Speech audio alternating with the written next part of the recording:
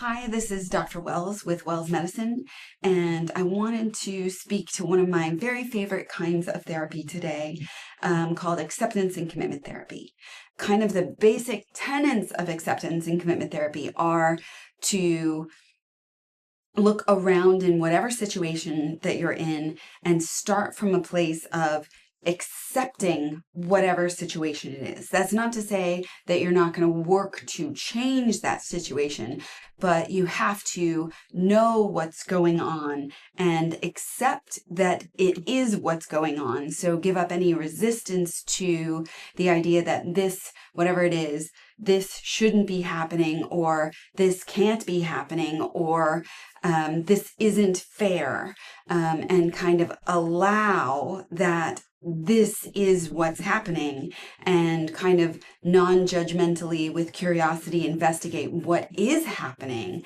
And then you can start working towards committing to, so the acceptance and commitment, committing to solution-oriented focus on what next, what now. So I love ACT. It is a very powerful form of therapy, and I think it goes well with ketamine treatments, with TMS treatments, with nitrous-oxide treatments, and with stellate ganglion treatments. So acceptance and commitment therapy has many very popular facing authors writing in this genre. I think two of my favorites are anything by Russ Harris, but particularly The Happiness Trap. Particularly by Russ Harris as well, in the sort of niche of people dealing with grief or loss. There's a book called When Life Hits Hard, and that's a great cognitive acceptance and commitment therapy book focused specifically on grief. And anything by Byron Katie, but particularly Loving What Is. She has a really great webpage as well.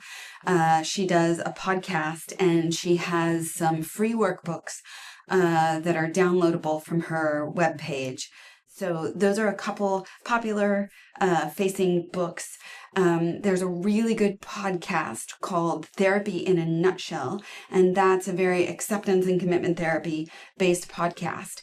There are some forms of kind of thought that are acceptance and commitment therapy based as well. So there's a podcast called The Daily Stoic, and Stoicism has been kind of having a real renaissance lately.